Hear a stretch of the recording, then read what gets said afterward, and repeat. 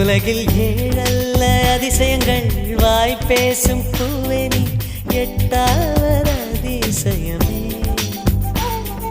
வான்மிதக்கும் கண்கள், தேன் தெறிக்கும் கண்ணங்கள், பால் குடிக்கும் மதரங்கள் அதிசயமே.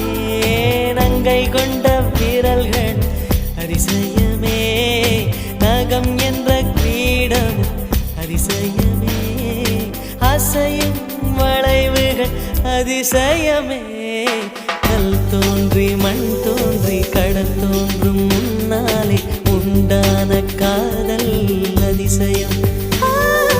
16 வயதான பருவத்தில் எல்லோருக்கும் படர்கின்ற காதல் அதிசயம்.